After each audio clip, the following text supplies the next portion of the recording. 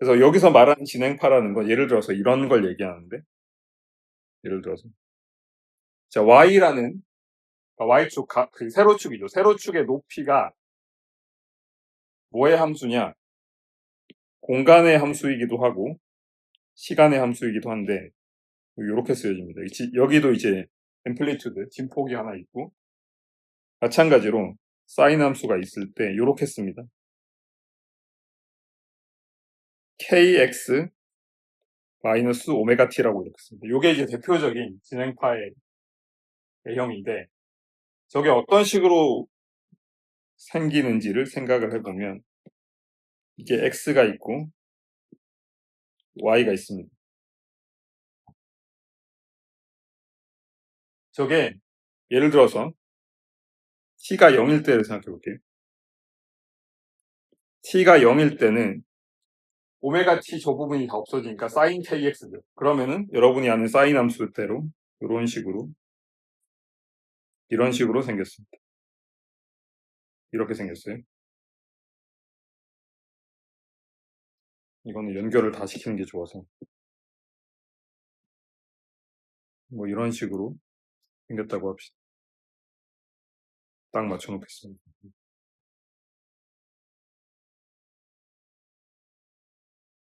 근데 저게 시간이 지나면서 어떻게 되는지를 보시면 저게 시간이 0보다 살짝 커진다고 생각하면 어떤 일이 벌어지냐면 요게 kx가 그대로 kx 기준으로 했을 때 t가 살짝 커지면 이게 이걸 다시 이렇게 쓸 수가 있죠. kx 마이너스 오메가 t를 k에 x 마이너스 k분의 오메가에 t 이렇게 쓸 수가 있죠. 그러면 저게 하는 역할이 뭐냐면 원래는 t가 0일 때는 x라는 곳에 있는 그 사인 함수의 값들이 이쪽에 찍혔는데 t가 살짝 생기게 되면은 이게 0일 때를 기준으로 하면은 원래는 그러니까 0에 해당되는 요 지점이 어디에 해당되냐면 t가 살짝 커지면 x도 살짝 커져야 원래 요 점이었던 곳이 나타나겠죠. 그래서 어떤 일이 벌어지냐면 이거를 복사해서 살짝 옆으로 이렇게 해서 색깔을 바꾸겠습니다. 이렇게 쓰면은 요게 t가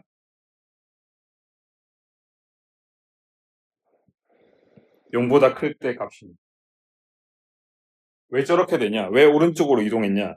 다시 한번 얘기하지만 t가 커지면 원래는 0점이었던 곳에 해당되는 값이 어디에 해당되냐면 x가 k 오메가 곱하기 t만큼 해당되는 그 값으로 가야 여기가 도달되겠죠. 이쪽이 여기에 해당되죠. 여기일 때 x는 k분의 오메가의 t라는 겁니다.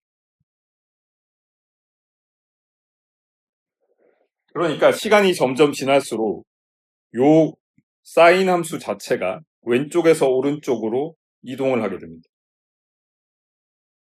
이런 식으로 이동을 하게 되죠. 그래서 요게 이 트래블링 웨이브 진행파예요. 그래서 실제로는 이게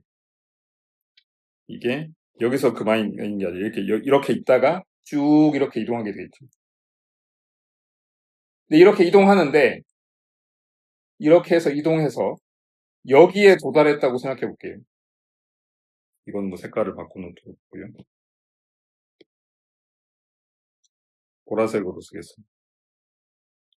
얘가 처음에 여기 있다가 이 분홍색 거쳐서 이렇게 쭉 이동하다가 여기에 딱 도달하거나 그 다음에 또 여기 도달해서 여기 딱 도달합니다. 그러면 이제 제가 지금 사인 함수가 계속 반복되는 거라서 여기 있는 거나 여기 있는 거나 구별이 안 됩니다.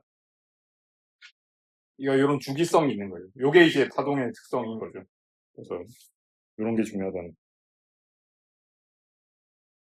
그래서 예를 들어서 이거를 지금 공간에 대해서 저렇게 썼는데, 예를 들어서 똑같은 거를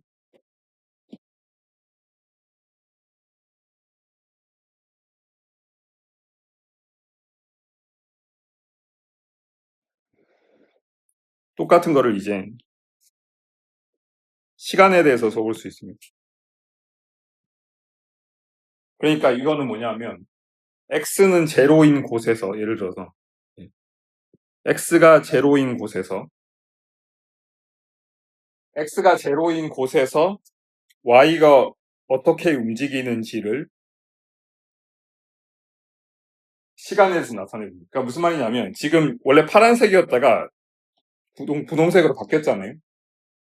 그러니까 요 점에 가만히 서서 x는 제로라는 지점에 우리가 가만히 서서 여기 높이가 어떻게 바뀌는지를 이렇게 측정하고 있는 거예요. 그러면은 시간이 지나면 얘가 떨어지겠죠. 다시 이렇게 갔다가 왔다 갔다 할 거고. 그래서 이거는 지금 요런 식으로 가게 될 겁니다. 마이너스 사인 꼴이 돼요. 이거 제로 넣으면 마이너스 오메가 t 꼴이니까. 그래서 이때 요 지점, 여기서부터 여기까지의 요 지점, 이거를 진동의 주기라고 불리는데, 이게 줄의 요소 적에 완전하게 한 번 진동을 하는데 걸리는 시간입니다. 뭐랑 관계가 있냐면 아까 시간이 지나면 얘가 이렇게 해서 겹쳐진다고 했죠. 한 번 진동을 하기까지 걸리는 시간.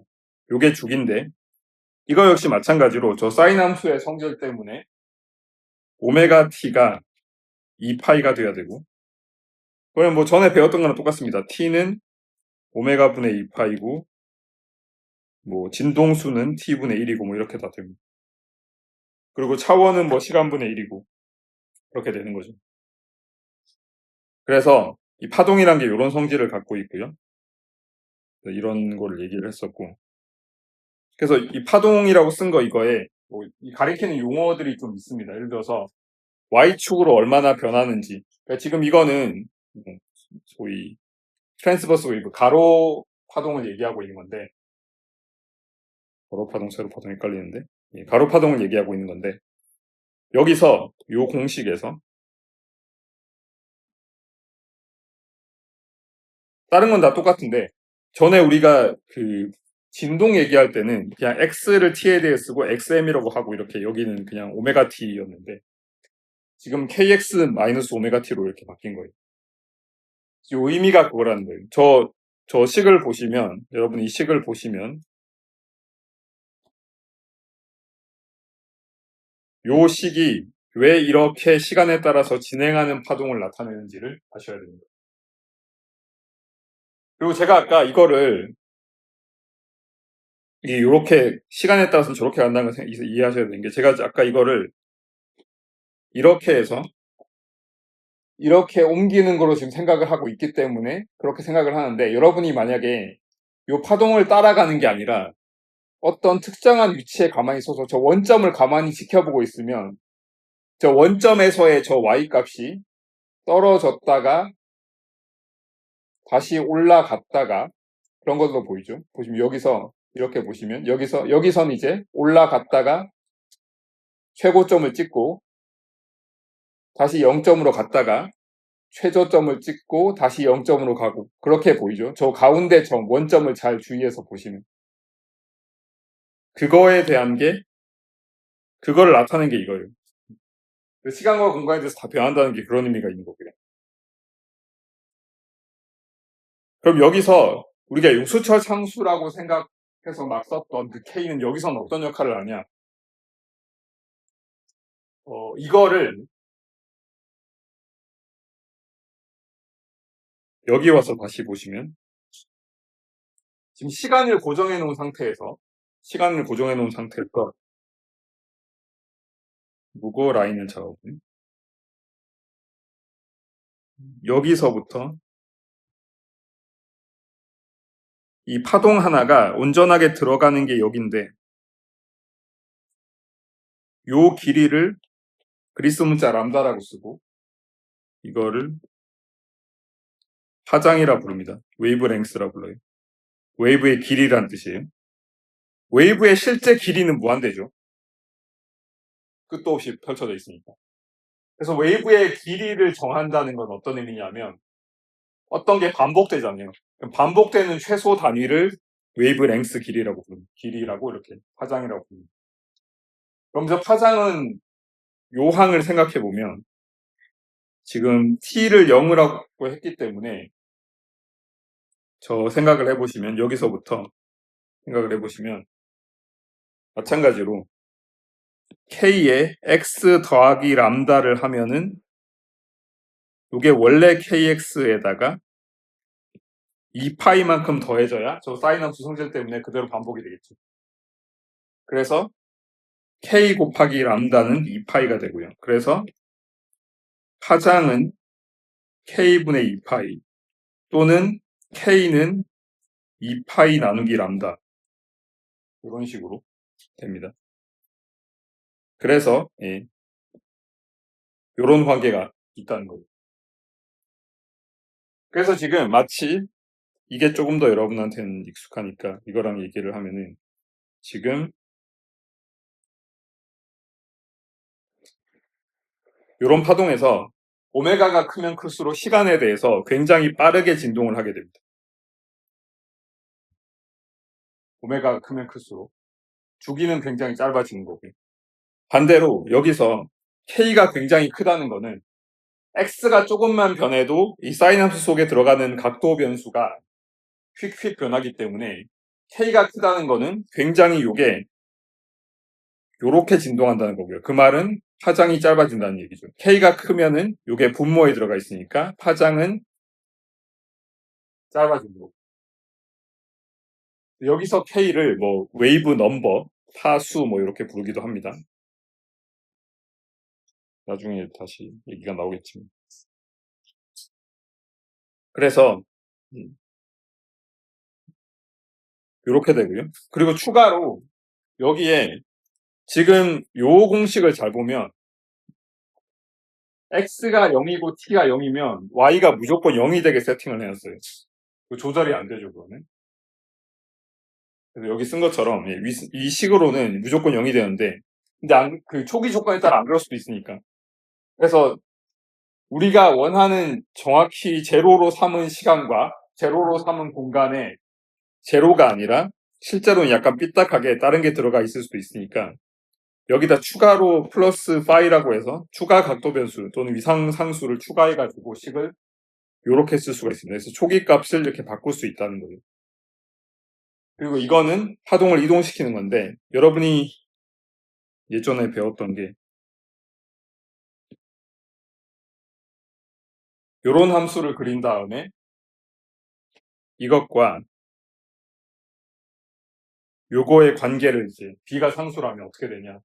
저거는 y는 fx의 그래프를 b만큼 오른쪽으로 이동시키는 거였죠. 왜냐하면 원래 x 값에 비해서 b만큼 큰 값이 돼야 원래 그 왼쪽에 있는 함수가 그대로 나오는 거니까. 이게 트래블링 웨이브가 정확히 그꼴로 돼 있어요. 뭐 다른 게 아니고 이게 만약에 뭐 이거였다면 그러면 요거를 정확히 곡사해 가지고 이렇게 쓰겠습니다. 이렇게 써서 그러면 요거는 y는 f의 x-b인데 이때 b는 0보다 작습니다. 왼쪽으로 이동한 거기 때문에 저런 관계가 있는 거죠. 그래서 뒤에 추가로 플러스 파이라고 한다는 게 이런 의미가 있다는 거예요. 그래서 이런 식의 의미가 있다는 거. 그 다음에 뭐 진행 파동의 속력 이런 것도 생각을 할 수가 있는데 얼마의 속력으로 이동하냐 라는 이야기인데 이건 여기서 할 수 있는 얘기이긴 해요. 여기서 보시면 예를 들어서 지금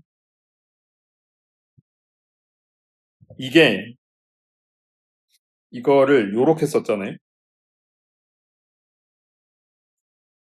그러니까 무슨 말이냐면 원래 x 자리에서 x가 k분의 오메가 t만큼 저거에 해당되는 것만큼 이동을 해야 원래 원점에서의 값이 나온다는 거니까 바꿔 말하면 t라는 시간 동안에 요 정도 거리를 갔다는 거니까 그럼 사실 이걸로부터 바로 나오는 게 뭐냐 하면 이걸로부터 바로 나오는 게 요 파동의 진행 속도가 k분의 오메가가 돼야 된다는 걸 알 수 있습니다.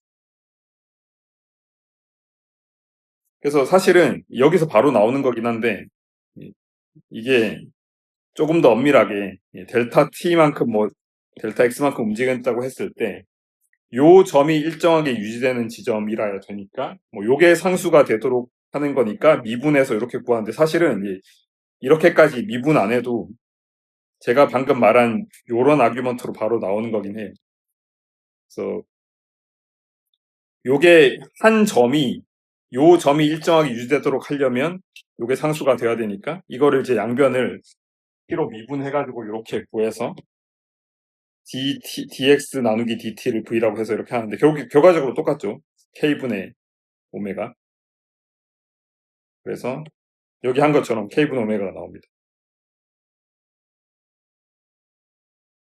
그래서 파동의 진행 속도는 이게 이런 식으로 쓰고 이게 k분의 오메가인데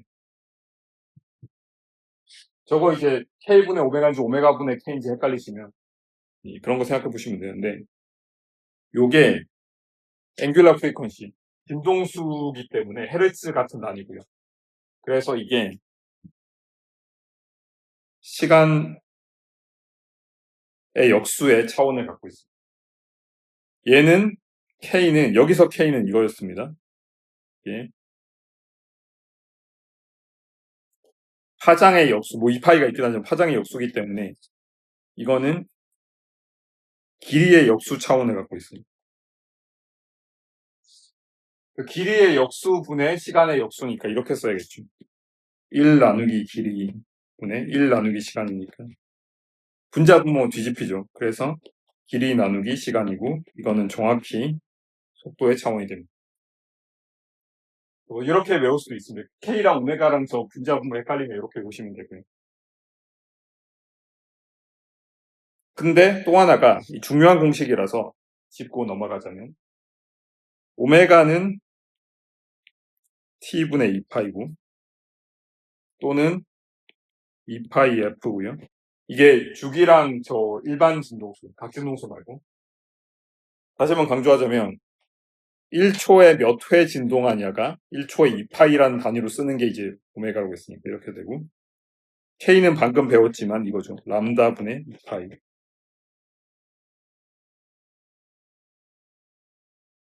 그러면 이 파동의 진행 속도 K분의 오메가를 뭘로 쓸 수 있냐면 2파이 나누기 람다분의 2파이 나누기 T로 쓸 수 있고요. 여기서도 마찬가지로 2파이, 2파이는 상쇄되고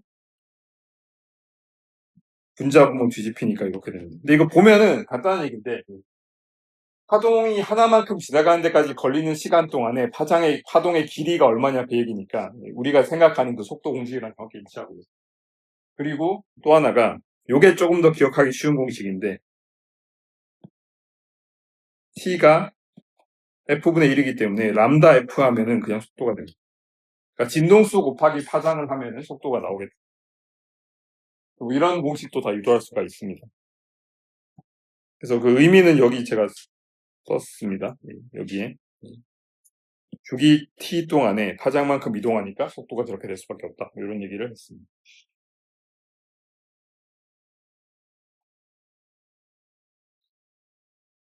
그리고 뭐 이런 얘기들을 할 수 있습니다. 뭐 남은 얘기들은 원래는 저 뒤쪽에 무슨 뭐 맥놀이 얘기랑 뭐 그다음에 뭐 도플러 효과 이런 얘기까지 해야 되는데 거기까지 하기에는 좀 애매해서 남은 연력학 얘기를 할 시간이 없을 것 같아서 남은 얘기들 조금 하고 쉬는 시간 끝나고는 연력학으로 넘어갈까 하는데 지금 이게 제가 여기서도 지금 이 왼쪽으로 이동한 얘기했는데 이게 지금 여기서 이렇게 이동하는 이유가 여기 부호가 음수라서 이렇게 진행하는 거거든요. 여기 부호가 마이너스가 아니라 플러스였으면 오른쪽에서 왼쪽으로 진행해야 돼요. 그래서 그 이야기가 여기 나오는 겁니다. 그러니까 반대 방향으로 같은 속력으로 진행하는 파동은 kx 마이너스 오메가 t가 아니라 kx 플러스 오메가 t로 하면 되고, 그때 진행 속도는 마이너스 k분의 오메가가 되고, 그리고 요 합쳐지는 거, 이거 조금 재밌는 얘기인데 이거는 이제 영상 자료로 보여주면 좋은데 그게 쉽진 않아서 시도를 해보자면, 저 얘기를 한 이유가 그걸 잘 그리면 좋은데, 원래 이런 파동이 있습니다. 예를 들어서 이런 식으로 진행하는 파동이 있습니다. 이런 게 있고, 저게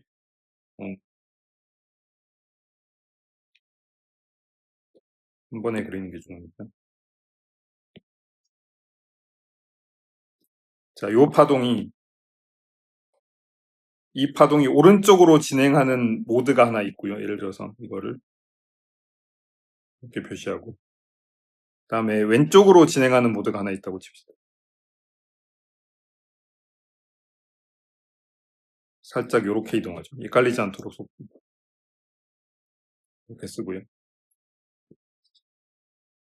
그럼 저거 잘 보시면은 이 파란색은 뭐냐면, 파란색은 y는 ym의 sin kx 마이너스 오메가 t고요. 요 노란색은 y는 ym의 sin의 플러스 kx 플러스 오메가 t입니다. 같은 속력으로 하나는 요렇게 이동하고 하나는 요렇게 이동합니다.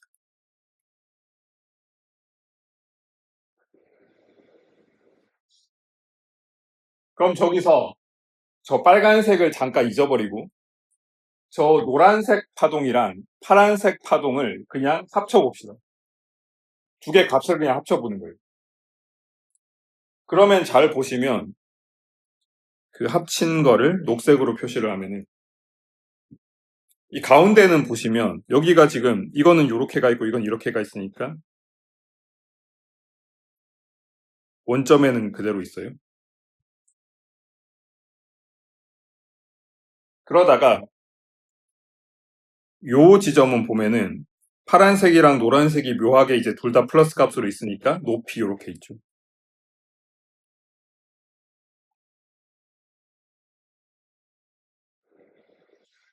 그러다가 다시 요 지점이 되면은 여기가 다시 플러스 마이너스가 상수돼서 이렇게 되고, 여기서는 지금 요런 데서는 지금 둘 다 마이너스니까 이렇게 되고, 그래서 뭔가 새로운 사인파 같은 게 나오는 것 같아요. 이렇게 합치면 이게 이런 식으로 되죠.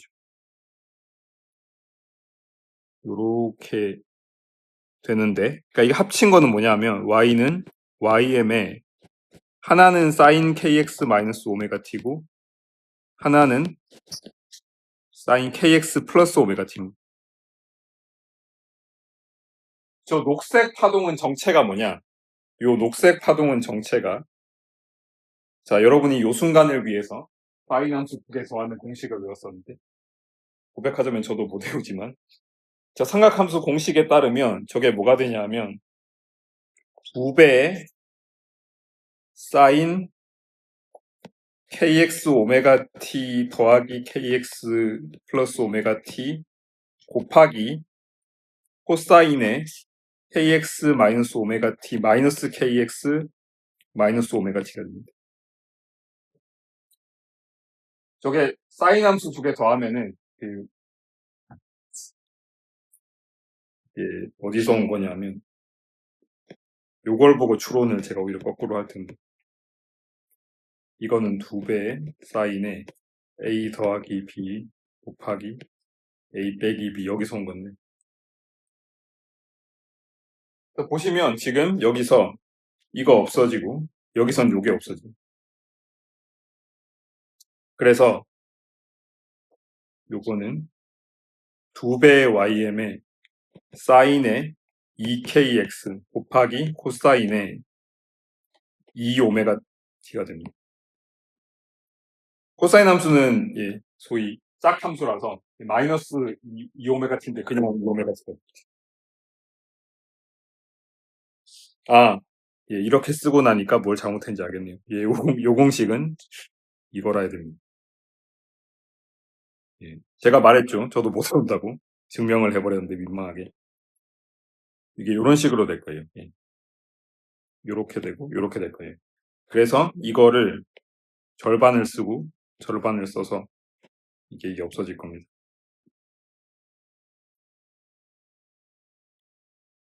요렇게 돼요.